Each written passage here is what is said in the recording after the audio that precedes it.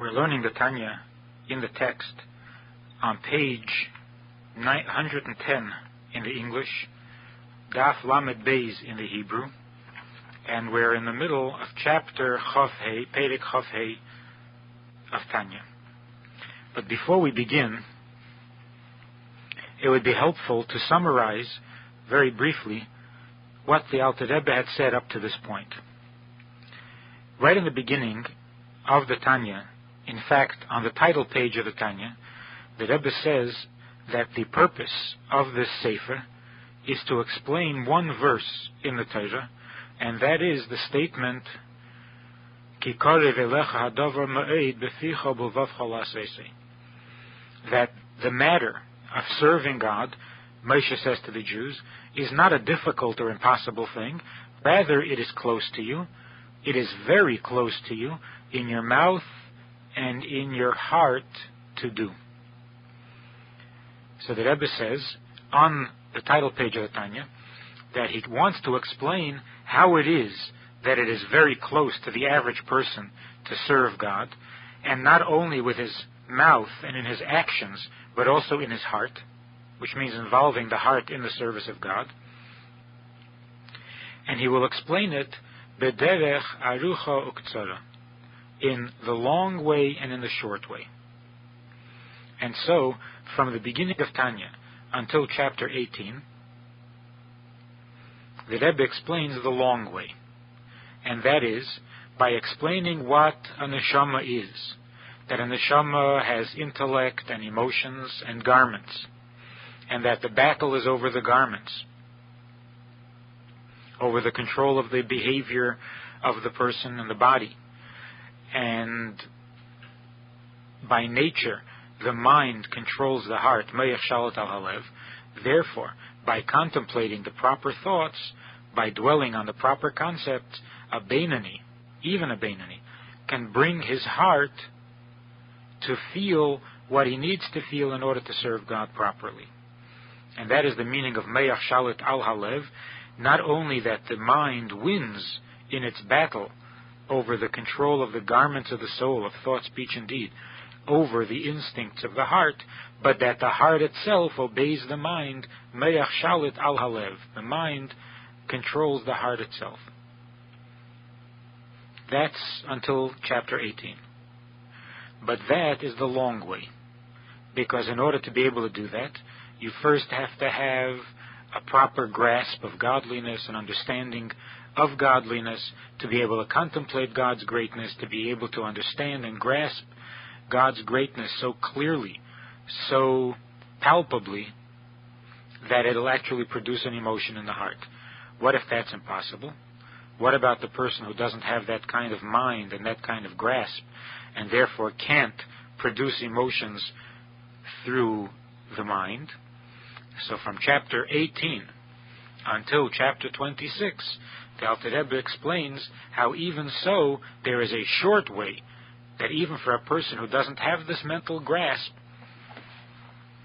even such a person is not only capable of serving God, but that it is very close to him to serve God. And that is based on the fact that every Jew by nature has an innate love for God. And because of this innate love for God, every Jew, even the lowest of the low, is capable of Mesiras Nefesh. This love that every Jew has for God makes it impossible for him to sever his relationship with God. And therefore, when it comes to a showdown, when it's a question of either giving up your Yiddishkeit or giving up your life, the Jew has no choice, so to speak, and must remain connected to God and cannot sever that connection. Why then can he do other sins? Only because the other sins are not as clearly a separation from God, a severance from God, as is bowing to a cross or something of that sort. But in truth, every sin is a separation from God, and therefore if a Jew will remind himself that he is ready to die for God rather than deny his relationship to God, he will certainly find it easy and within his grasp to forego a pleasure or an imaginary pleasure that he might gain from committing the sin, which is much less of a sacrifice than giving up his entire life. That's in terms of avoiding the evil, of not sinning. Also in terms of doing a mitzvah, if the person takes into consideration that he is by nature capable and ready to give up his life rather than sever his relationship with God by committing a sin, how much more so should he be ready and excited in doing a mitzvah, even though the Yetzer Hara discourages it, but to dismiss that Yetzer Hara and to do the mitzvah and make the investment of effort and time in the mitzvah is certainly less of a sacrifice than giving up his life. And he should certainly be willing to do that if, when necessary, he is willing to give up his life. But more than that, when he refuses to do a sin because he knows that by nature he cannot separate himself from God, the sin would separate him from God only temporarily, because in the end he could always do tshuva. Not that he's going to sin with the intention of doing tshuva, but in fact a sin is by its very nature temporary, because in the end all sin will be removed, whereas a mitzvah is by its very nature eternal. So even more than not doing the sin, he should be excited about doing the mitzvah at the slight expense of the discomfort of having to get up and do it when the Yetzer Hara tells him to conserve his energy. By taking into consideration that he is willing to die for his connection to God, he certainly should be willing to deepen that connection in such a way that it is forever. Now, on Daf Lamed Beis, we will conclude Perek Chav Hei of Tanya. In the middle of the page, the word Elo. Elo shelemato hutachas hazman ube'esasho levado she'esek bo b'teirei b'mitzvah. Only when the person performs a mitzvah.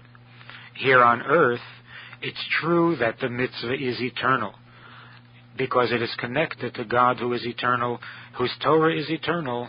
But here below, the way we experience consciously that connection, it is limited and controlled by time and affected by time. And therefore it is only during that time in which we are involved with the Torah and the mitzvah that we feel this connection. Ki achar kach, because after we are finished with the mitzvah. If he goes and he does something else other than a mitzvah, nifrad miyichudei ha'elyin lamata. Here below, he feels separated from this connection to God. Hainu kisheisek bedvarim betelim legamre she'ein behem tzerach klal avedus Hashem. Parenthetically, the Rebbe says that this is true only if he stops his learning and is involved in something that is totally useless in his service of God. If he's doing something that helps him serve God, even if it's not directly a mitzvah, but it's part of his l'shem shamayim, and it helps him serve God, then he doesn't feel disconnected, even here below, meaning even in his conscious mind he doesn't feel disconnected. It's only when he gets involved in something that has totally nothing to do with godliness. And then, here below, meaning to say in his lower state, in his conscious mind, he will feel disconnected. And in spite of this feeling of disconnection,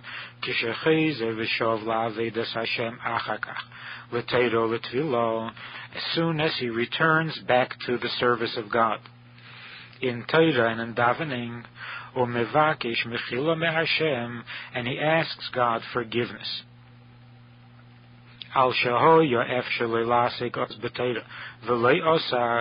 Because he could have used that time when he was involved in Dvarim B'Telim, in totally meaningless things. He could have been using that time to be studying Torah and serving God in that way, and he didn't. So when he asked God forgiveness for his temporary absence, for having turned his attention away from godliness, Hashem Yislach Lei, God will certainly forgive him, K'may Marizal, as the sages say, Over al mitzvahs aseh v'shov, a person who transgresses a positive mitzvah, in other words, he fails to do a positive mitzvah, and then does tshuva, he asks for forgiveness, lo yizaz misham, he doesn't leave ad shemechlem lo, until he is forgiven. Meaning to say that he is forgiven before he even leaves from that place in which he asked for the forgiveness. So when a person fails to do a positive mitzvah, the forgiveness that comes as a result of tshuva is immediate. Whereas when you transgress a negative mitzvah, when you commit a sin, depending on the type of sin, there are certain degrees of forgiveness. Some are instantaneous, some have to wait till Yom Kippur, and so on. So there are different stages or different times when the forgiveness is made available and is given. But when you are doing tshuva for having failed to do a positive mitzvah, then the tshuva is instantaneously. And so, even though this connection that a mitzvah brings, which is eternal in the world of truth, in the reality, but we don't necessarily feel that connection all the time, because here below in our activity, in our conscious mind, should we turn our attention from mitzvahs, from godliness, we feel disconnected. But the truth is that the connection remains, and that's why the forgiveness is instantaneous. As soon as we ask for forgiveness for the lack of a positive mitzvah, we are forgiven immediately.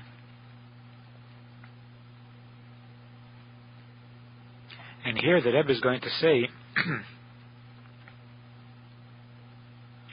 that the forgiveness is a real forgiveness and the tshuva is a real tshuva, even though we may be doing this kind of tshuva very often, because we often fail to do a mitzvah, particularly using every spare moment for the study of Torah, yet this constant tshuva and constant forgiveness doesn't make it any less valid.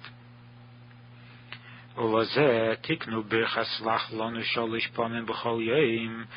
this is the purpose for the custom of saying the bracha of Slach Lanu, asking God for forgiveness 3 times a day in the Shemona Esrei, and we do it every day, and it is Al Ovin Bittul Torah, it's asking forgiveness for the sin of having wasted time from the study of Torah, She'ein Adam Nitzal Mimenu B'chol Yom, which is one of the sins which the Gemara tells us a person cannot truly avoid every day. So every day we are guilty of this failure to study Torah at every moment, and that's why we say 3 times a day we ask God for forgiveness.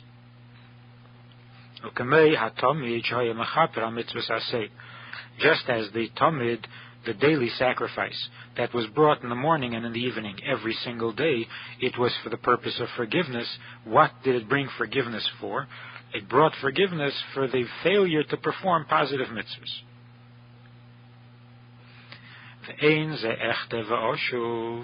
And this is not considered immoral in the same way that when a person says, I will do a sin, but I will also do tshuva. In other words, he intends to do tshuva after the sin. And here he knows that he continues to commit the sin, but knows also that he will be able to do tshuva. So it seems immoral. It seems not right. So the Rebbe says that's not the case. This mistake of saying, I will sin and do tshuva, which we are then told that we are not given an opportunity to do tshuva, is only under certain circumstances, which are, Ela im Kain, it applies only in such circumstance, Shebishas hachet mamash hoseimech al hatshuva.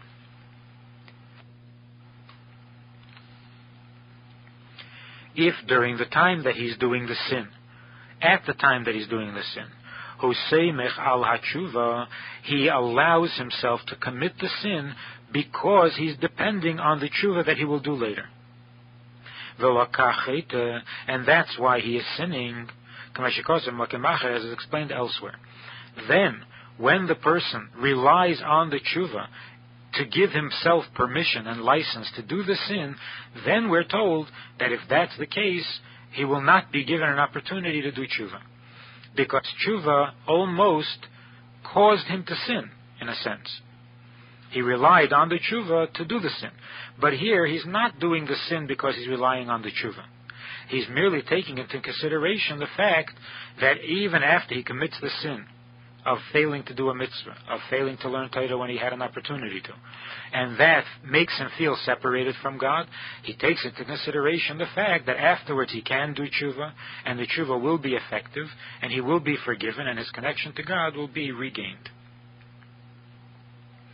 From all of this, from everything that Rebbe has said, beginning in chapter 18, where the Rebbe began to speak about the natural inclination and the natural talent that a Jew has for Mesiras Nefesh, the ability to put aside his life and refuse to be separated from God, we now come to a very basic and very general fundamental statement about all of Yiddishkeit.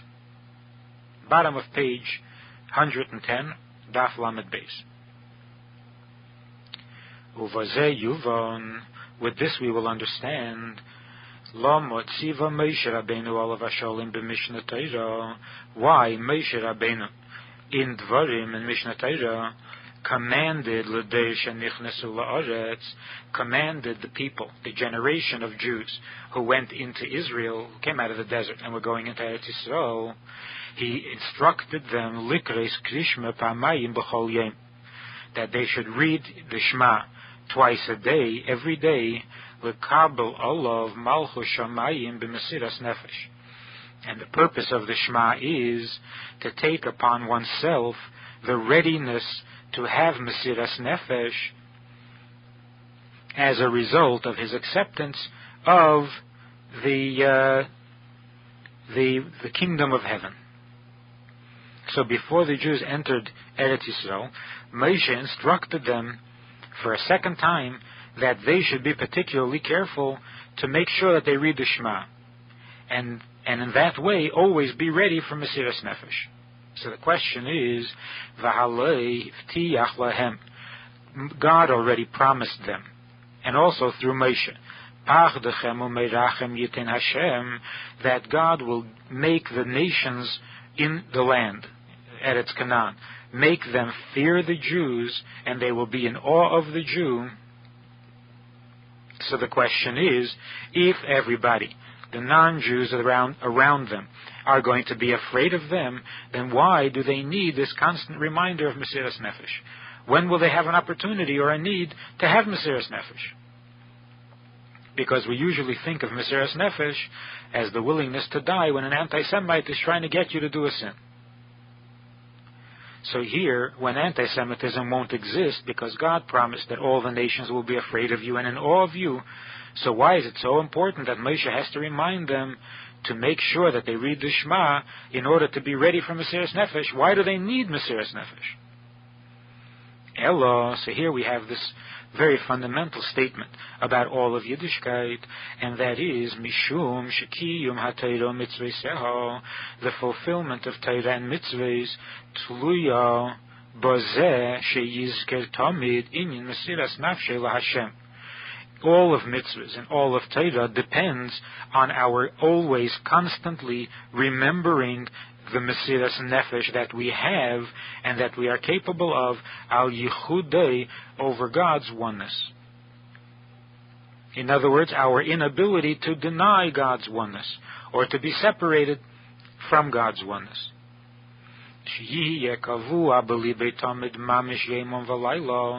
That this should be implanted in the heart constantly, literally, day and night, not just every day, but all the time, all day and all night.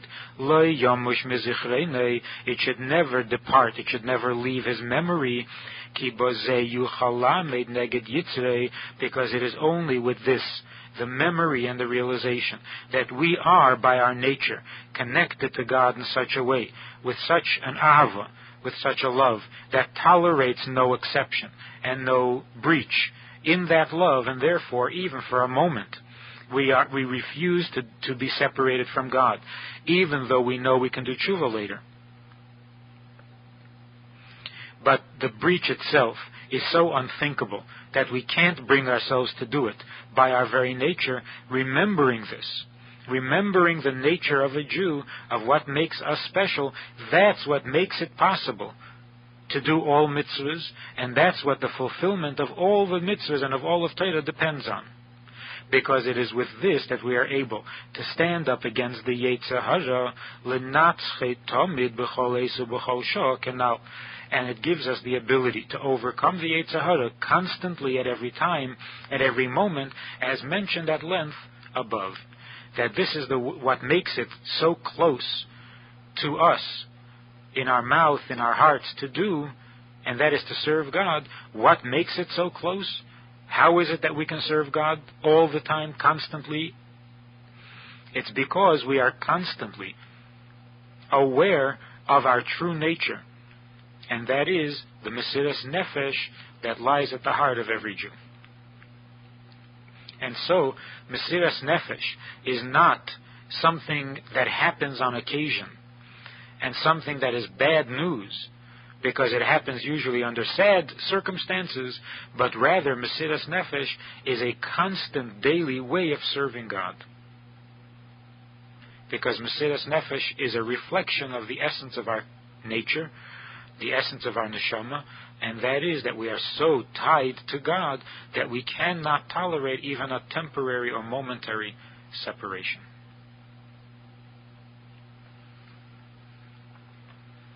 In the Hayom Yom, in the Chassidish calendar for this day, the Rebbe brings a statement from the previous Rebbe, in which he says as follows: the first positive mitzvah, and in the words of the Rambam, to know that there is a primary being who causes the existence of all beings, and the knowledge of this principle is a positive mitzvah, as it says, Anechi Hashem Elikecha, I am God your God. This mitzvah, relating to mind and intellect, emphasizes the need to understand. Now it's true that every Jew believes in God with a simple faith, and his heart is whole with God. Still, it is the duty of the mind and intellect to bring this faith to a level of knowledge and comprehension. This is the meaning of to know that there is a primary being. The mitzvah demands understanding and knowledge. As it's written in the Torah, know the God of your father, and then serve him with a whole heart. And as it is also written, know this day, the emphasis being on the knowledge. And just as in Tanya, we are learning about the nature of a Jew, which is that every Jew has a simple faith, pure faith, and his heart is whole with God, in that he cannot tolerate being separated. This is not enough. We have to bring this connection to God down into the lower world. We have to bring it down into knowledge, which is the first mitzvah, to bring the Mesiras Nefesh of the neshama into the daily, everyday activities of our life, to know him and serve him with a whole heart.